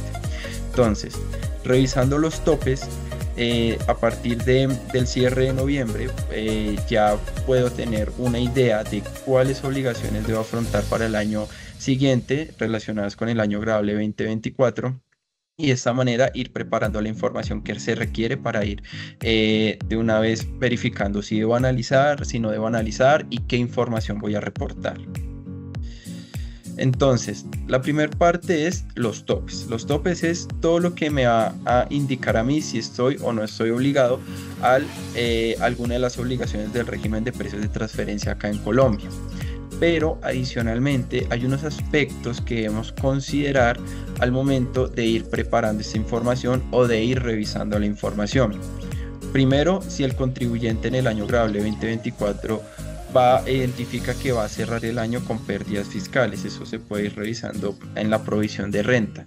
Esto es importante dado que los contribuyentes con pérdidas fiscales son más propensos de ser fiscalizados por la administración tributaria en materia de precios de transferencia, dado que pues según la administración todas las operaciones vinculadas siempre van a dar una utilidad. Entonces, si mi compañía da pérdida, pero pues en mi operación vinculada ha sido de utilidad, entonces entra a revisar por qué se presenta esa situación. Entonces es un signo de alerta que tiene la administración para entrar a fiscalizar contribuyentes que pueden estar obligados o están obligados al régimen de precios de transferencia. El segundo aspecto importante es el indicador de rentabilidad. Cuando yo identifico frente a qué operación estoy obligado a preparar el estudio de precios de transferencia, dependiendo la misma, voy a tener un indicador de rentabilidad o, por ejemplo, en las operaciones financieras, la tasa de interés. Ese indicador de rentabilidad lo puedo ir comparando en el caso de las compañías que estuvieron obligadas a presentar información y el estudio del año grabable 2023 frente a esos análisis que ya se hicieron. Dado que los indicadores de las compañías comparables no varían mucho de un año a otro, no son significativos a menos de que haya una situación extraordinaria como lo fue por ejemplo en pandemia, no suelen tener unas variaciones tan considerables que puedan afectar ese rango en el cual yo estoy verificando si cumplo o no el principio de plena competencia para precios de transferencia. Entonces puedo tomar el indicador que ahorita puedo estar teniendo con la información que tengo del 2024 y lo puedo entrar a mirar con el rango que yo determiné para el 2023, y de esa manera ya puedo tener un acercamiento inicial de si debo hacer algún ajuste o cuando ya haga el análisis correspondiente pueda estar tranquilo de que voy a cumplir. Entonces hacer esta verificación inicial es bastante importante porque eso va a tener efectos en la declaración de renta que se presente el próximo año.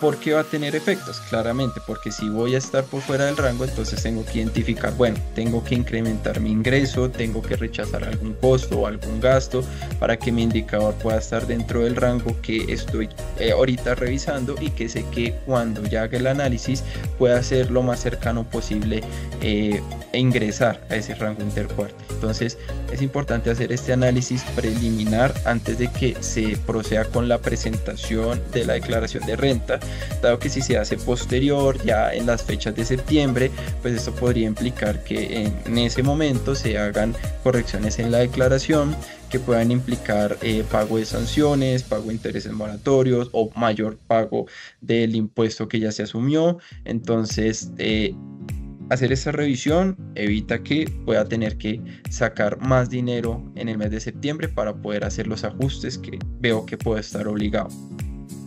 También hay que tener certeza frente a las operaciones. Entonces, verificar cuál fue el monto de las operaciones. Esto también me va a servir para verificar el tope, dado que este va a ser el monto que yo voy a informar en la declaración informativa, y de igual manera este va a ser el monto que debo llevar a los medios magnéticos. Entonces, la información exógena es el primer paso que tiene la DIAN para entrar a verificar los cruces de información cuando soy obligado a los precios de transferencia. Entonces, si tuve un egreso de 1.000 millones, verificar que en la declaración informativa estén los 1.000 millones y que me cruce. Si hay alguna discrepancia, por ejemplo, suele ocurrir que incluyen la diferencia en cambio dentro de esa operación de egreso, se pueda justificar en caso de que la DIAN en algún proceso de fiscalización llegue a cuestionar esta diferencia, o dentro del mismo estudio en caso de que sea una de las operaciones que se vaya a analizar. Lo importante es tener certeza de cuál es mi monto, qué es lo que voy a reportar, y si llego a presentar alguna diferencia, si se puede justificar y cómo la voy a justificar.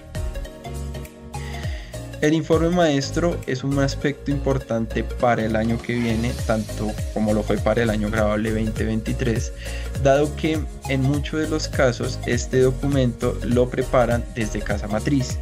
Recordemos que antes, en el año grabable 2022 y anteriores, el informe maestro se presentaba en el mes de diciembre, Entonces esto da un tiempo importante para hacer la solicitud a la casa matriz y que se enviara el documento o se actualizara el documento, y lo cual pues permitía tener ese margen de tiempo bastante importante. Ahora, como este informe se presenta a la par con las demás obligaciones en el mes de septiembre, pues toca irlo solicitando con anticipación para evitar posibles extemporaneidades en la presentación de este documento.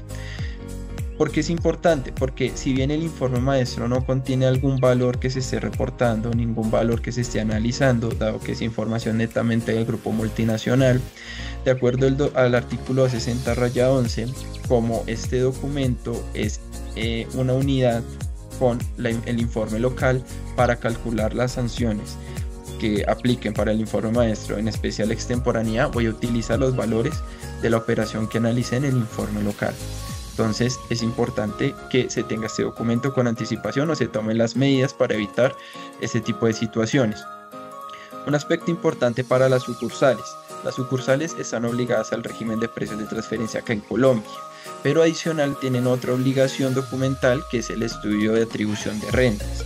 Este estudio de atribución de rentas está en el artículo 20-3 del Estatuto Tributario, y su implicación es que a través de este estudio se determina qué es lo que a la sucursal se le atribuyó en el desarrollo de la actividad que esté haciendo acá en el país, de la sucursal de sociedad extranjera, y de eso que se le atribuyó se refleje en la declaración de renta. Entonces el estudio de atribución de rentas es base, en el caso de las sucursales, para la elaboración del estudio de precios de transferencia, porque debe haber esa consistencia de que si a mí se me atribuyó estos ingresos, costos y gastos, y por lo tanto mi indicador de rentabilidad va a ser, no va a ser el global de todo lo que recibe en el año, sino esto que se me atribuye, esto pues tiene que ser consistente también con el estudio de precios de transferencia. Entonces es muy importante que las sucursales los preparen, sobre todo porque teniendo en cuenta que la DIAN ahorita está en procesos de fiscalización mucho más frecuentes, y pues están con ese apetito de conseguir mayor recaudo. Si bien el estudio de atribución no se debe presentar, no hay una fecha de presentación, es una obligación que se debe tener, y el no tenerlo implica sanciones. Entonces, importante que las sucursales también vayan preparando este estudio, porque esto va a tener repercusión en su declaración de renta. Los soportes documentales de la operación es un aspecto muy importante, dado que esto también va atado a unas obligaciones de carácter fiscal que están en el Estatuto Tributario. Me explico. El ejemplo más común es los servicios técnicos. Recordemos que el artículo 123 del Estatuto Tributario indica que los egresos que yo tuve al exterior por servicios técnicos me los podré tomar como deducción, y uno de los requisitos para esa deducción es que el contrato se haya registrado ante la DIAN. Cuando hay una operación de servicios técnicos que es con una compañía vinculada y que esté relacionada con precios de transferencia, este contrato va a cumplir dos propósitos. Uno, que me habilite tomarme el egreso como deducción, y dos, el contrato debe contener la explicación de por qué lo que yo estoy pagando por ese servicio técnico cumple con el principio de plena competencia, o estoy pagando lo que yo pagaría en el mercado como un tercero independiente en las mismas condiciones. Entonces, importante tener esos documentos, los contratos de las operaciones, las facturas que se emitan, o el documento soporte si la factura es emitida desde el exterior, y pues demás documentos que puedan soportar la operación, como correos, memorandos y demás. Y por último, quiero cerrar con el cumplimiento de las obligaciones fiscales y cambiarias que se relacionen con la operación, porque si bien los precios de transferencia es una obligación formal en donde yo transmito información y le reporto información a la DIAN, de esas operaciones se derivan otras obligaciones, como lo pueden ser retención de pagos al exterior, que esto dependerá si hay o no convenio de doble imposición suscrito con Colombia, y también obligaciones cambiarias, como lo son los reportes ante el Banco de la República o el reporte de la información exógena cambiaria. En este punto cambiario se presenta mucho en las situaciones de las operaciones de financiamiento, en donde se debe reportar el endeudamiento externo que otorgo o recibo ante el Banco de la República, y ahí en el formulario se reporta la tasa de interés. Entonces ahí de primera mano la DIAN ya puede tomar esa información para saber cuál es la tasa de interés que yo pacté en una operación de préstamo con un vinculado, y de esa manera ya tiene información previa de esas operaciones vinculadas. Entonces es bastante importante que también se cumplan estas obligaciones fiscales y cambiarias que son adicionales a las obligaciones vinculadas, porque pues precios de transferencia no es una obligación aislada. Precios de transferencia está atada a todas las obligaciones, como todas las obligaciones fiscales están atadas a precios de transferencia. Entonces es muy importante que se vaya revisando esta información, se vaya recopilando esta información, vayan hablando con su asesor de precios de transferencia antes de que entren a cerrar la información del año 2024, para saber si hay alguna situación particular que se deba entrar a verificar y se verifique con tiempo. Entonces eso pues sería esa pequeña parte de precios de transferencia. Le voy a dar paso a Angélica para que prosiga con la presentación. Muchísimas gracias. Gracias, Andrés. Muy buenos días a todos.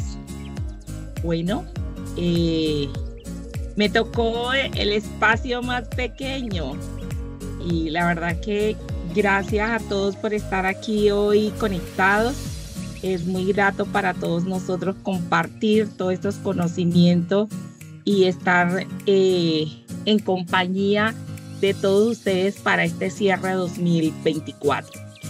Me tocó una parte muy importante y al final es todo lo que tiene que ver con la depuración del impuesto de renta. Y efectivamente en esta novedad no es que tengamos esa tanta relevancia con el tema de cuál es el impuesto cuál es la tasa de impuesto de renta para el año 2024 y todo esto, pero sí hay dos puntos muy importantes que queremos tratar en esto y es el tema del beneficio de auditoría.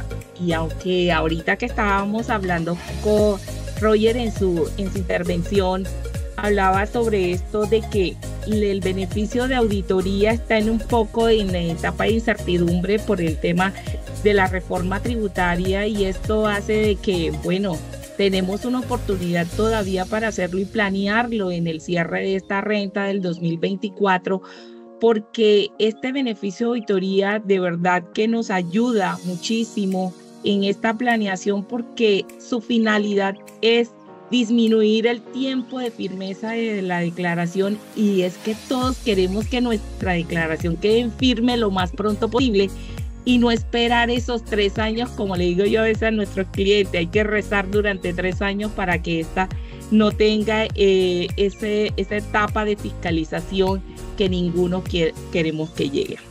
Pero bueno, el beneficio de auditoría, cuando la ley 2155 del 2021 extendió esa etapa donde solamente las declaraciones hasta el 2022 y 2023 iban a obtener este beneficio. Luego llegó la reforma tributaria, la 2277, y quedamos hasta allí, hasta las declaraciones del 2023, y no íbamos a tener más esa oportunidad. Pero afortunadamente en el 2023 llega el Plan Nacional de Desarrollo, que fue la ley 2294, y revive y le da nuevamente la oportunidad para que el beneficio de auditoría se extendiera por el año 2024, 2025 y 2026. Entonces, aquí este artículo de esta ley 2294 lo que busca es extender el tiempo, pero este artículo por ninguna parte modifica esos requisitos para poder definir cuándo podemos acceder al beneficio de auditoría. Entonces, aquí sí importante que dentro de nuestra planeación, como ya hablaron cada uno de nuestros compañeros, que debemos de tener en cuenta, cómo debemos de trabajar nuestro cierre contable, aquí también vamos a mirar que debemos también planear nuestro beneficio de auditoría, porque sí tenemos la oportunidad para hacerlo por el año 2024, 2025 y 2026, a menos que esa reforma tributaria que está un poco en incertidumbre y en ese hilo en el que está esa reforma tributaria nazca y luego llegue a otra decisión con respecto al beneficio de auditoría. Pero como decimos, aprovechemos lo que tenemos hoy vigente. Y es que dentro de los requisitos del beneficio de auditoría se dice que el término de firmeza de los 6 meses debemos de hacer un incremento del 35% con respecto al impuesto de renta, neto de renta del año inmediatamente anterior, que no es más que este que acabamos de presentar, la declaración de renta del año 2023. Al igual que si logramos llegar a un término de firmeza de 12 meses, tenemos un 25% para el incremento del impuesto de renta del año 2023. Entonces, aquí debemos de tener y de validar todos estos requisitos para todas aquellas sociedades, compañías que pueden acceder a este beneficio. Y entre esos debemos de revisar antes del cierre del 2023 que lo cumplamos. ¿Cuál es uno de estos? Que la declaración del año inmediatamente anterior, que es la que acabamos de presentar, hayamos superado el valor del impuesto neto de renta en 71 VT, que el valor es 3.342.000. Este valor sí es importante que lo revisemos antes del cierre. A veces planeamos de una manera posterior al cierre del año, porque es al cierre del año, y a veces hacemos correcciones para que el beneficio de auditoría se nos dé y corregimos la declaración de renta dentro del mismo año en el cual estamos buscando presentar la declaración de renta. ¿Qué quiero decir?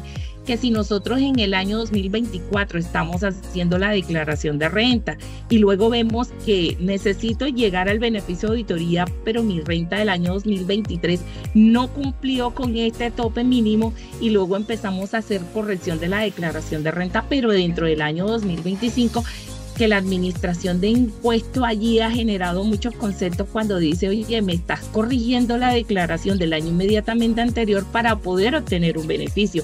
Y ahí empiezan las controversias con la administración de impuestos, y para evitarnos todas esas situaciones, lo mejor es que preveamos esta situación y hagamos todos estos, planeemos estos requisitos para que se hagan dentro de la vigencia del año 2024 y no ir a hacer correcciones en el año 2025 que estemos próximos a presentar la declaración. Asimismo, debemos de tener en cuenta el pago oportuno y la presentación oportuna de la declaración. Recordemos que las declaraciones de renta que normalmente se paga en 2 tiempos, la primera cuando se presenta efectivamente la declaración y el segundo pago que se hace cuando el calendario tributario así no lo estipule. Para este año fue el mes de julio, si mal no estoy, efectivamente cuando llegue esa fecha debemos de pagar la declaración y no olvidar que debemos de pagarlo en la fecha estipulada, porque de lo contrario ya perdemos el beneficio de auditoría por haberlo hecho así sea mediodía posterior a la fecha del vencimiento. Entonces no vayamos a perder el beneficio de auditoría porque simplemente olvidamos hacer el pago de la segunda cuota. Y otro punto importante es el tema de las retenciones, que son inexistentes. Ahorita Diego hablaba de un tema importante y es de los certificados de retención. Y a veces nosotros los contadores nos ceñimos y nos aferramos al tema del certificado de retención. Y el certificado de retención no es más que tener soportadas esas retenciones que nos aplicaron, pero no significa que ese sea el único documento para poder nosotros tener la veracidad de cuáles son nuestras retenciones que fueron aplicadas durante todo el año. Y lo importante aquí es hacer estas conciliaciones de manera previa, no en el último momento. ¿Por qué? Porque cuando a nosotros nos expiden estos certificados, nosotros debemos de tener la certeza, la veracidad de estos certificados. Ha pasado de que nos certifican un mayor valor y posteriormente no, ese no era el valor, y ya de allí vamos a tener unas retenciones inexistentes que podemos llegar a perder esos beneficios de auditoría porque simplemente me tomé un valor que no era el real porque me certificaron mal el valor y no hice la respectiva conciliación. Entonces, mucho cuidado con este tema. Las retenciones en la fuente, de validarla, conciliarla, porque sí tenemos el medio antes de que éstas sean certificadas. Por otro lado, el tema del término de firmeza de la declaración inicia. Recordemos que de la presentación oportuna, pero también la podemos presentar la declaración de renta antes del vencimiento, antes de su vencimiento, para que nuestra firmeza de la declaración no va a iniciar desde la fecha en que ésta se venza, sino desde la fecha en la que ésta la voy a presentar. Entonces, si queremos que nosotros no tengamos ese beneficio de auditoría, que la firmeza de la declaración sea por allá en octubre, sino que se avance un poco más el tiempo, entonces presentémoslo un poco más oportuna desde que tengamos prescrito el formulario de la declaración, si ya todo está conciliado e identificado para que se pueda presentar en debida forma la declaración. Por otra parte, cuando debemos de tener en cuenta que cuando corregimos todas las declaraciones debemos de cumplir con todos los requisitos para que ésta no vaya a perder los beneficios de auditoría como lo indicaba. Entonces, sí tenemos beneficio de auditoría para el año 2024, sí debemos de planear con ella, sí debemos de tener en cuenta que para este 2024 podemos hacer planeación con el beneficio de auditoría. Entonces, el otro punto que queremos compartir con ustedes es este punto del impuesto del valor adicional. Este impuesto es uno de los puntos más importantes de la reforma tributaria. Quizás en la ley 2277, mire, este artículo fue adicionado y en este artículo lo que buscó la ley fue una equidad, porque es que para la reforma tributaria una de las piezas claves de ella fue identificar, buscar, estructurar que todos estos beneficios que hay en Colombia puedan generar una equidad tributaria. ¿Por qué? Porque lo que está buscando es garantizar esa transparencia de todos estos incentivos y buscar que las compañías más grandes son las que acceden a los beneficios y de aquellas compañías, esas compañías microempresas, las compañías medianas, las compañías pequeñas, no lleguen a acceder a estos beneficios porque la verdad es que son demasiados los beneficios que se generen, que solo aquellas grandes compañías pueden acceder a ellas. Entonces, esta reforma tributaria lo que buscó fue un mecanismo para poder limitar todos aquellos beneficios y estímulos tributarios que tienen las compañías. Entonces, ¿quiénes pueden, a quiénes les aplican estos límites y estos beneficios tributarios? A todas las sociedades nacionales, sus asimiladas, todos los establecimientos permanentes de entidades en el exterior y todas las personas jurídicas extranjeras con o sin residencia en el país. Entonces, este es un punto importante que debemos de tener en cuenta a la hora de evaluar nuestro impuesto de renta. Entonces, ¿qué debemos de mirar? Y desde un punto de planificación además, porque hacemos a veces, accedemos a todos estos beneficios y creemos que tenemos todos los límites abiertos, pero no estamos teniendo en cuenta que debemos de llegar a estos límites cuando estos hacen parte de los establecidos aquí en esta norma. Entonces hay unos aspectos claves que debemos de tener en cuenta en este valor adicional, y es que se limita a lo que son todos los ingresos no constitutivos de renta ni ganancia ocasional, a todas las deducciones especiales, a todas las rentas exentas, a todos los descuentos tributarios que están sujetos al límite. Y estos que están sujetos al límite no pueden exceder del 3% de la renta líquida ordinaria anual del contribuyente. ¿Qué quiere decir? Que en el momento que ya haga toda esa depuración del impuesto de renta, cuando ya tenga cuál es la base gravable para poder determinar la renta líquida gravable, debemos de tener en cuenta todos estos límites. Entonces, que cuando ya lleguemos a la renta líquida ordinaria, antes de traer todas estas deducciones, entonces vamos a empezar a hacer estos cálculos. ¿Qué pasa? la misma norma nos indica cuál es la fórmula que debemos de implementar. Entonces, cuando vamos a hallar este valor adicional, ¿qué debemos de tener en cuenta? La suma de todas las deducciones especiales sujetas al límite, cuáles son todas estas rentas sujetas al límite, cuáles son todos esos ingresos no positivos de renta ni ganancia ocasional sujetas al límite. Esta nos va a generar la base gravable para poder hallar la tarifa, para poder aplicarle la tarifa. Después de generar este valor, aplicándole la tarifa, vamos a sumarle todos los descuentos tributarios y le vamos a restar ese límite. Y aquí viene algo muy importante, y es que después este resultado me puede dar un valor positivo o negativo. Si este valor después de generarlo me da un valor negativo, pues no debo de adicionar ningún impuesto. Pero si me da positivo, entonces ya allí se me toca generar el impuesto y declararlo en el renglón 62 de la declaración de impuesto de renta. Entonces, estos aspectos son muy importantes, son unos aspectos claves que debemos de tenerlos en cuenta. Ahora bien, aquí es importante porque estos beneficios y estímulos solamente están establecidos y contemplados en la norma. ¿Qué significa? Que no todos los beneficios hay que someterlos al límite, sino los que están taxativamente establecidos aquí en la norma.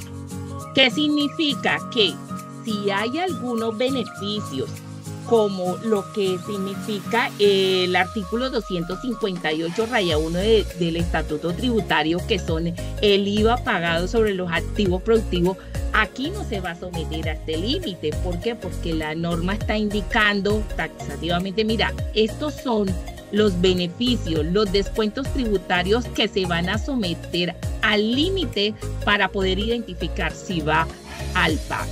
Entonces, debemos de revisarlo cuando vayamos a hacer la declaración de renta, hacer el checklist, hacer el listado, cuáles son todas esas deducciones y descuentos tributarios que tenemos durante el año gravable 2024, evaluarlos y hacer parte para la limitación, para que podamos identificarlo y mirar qué requisito debemos de cumplir.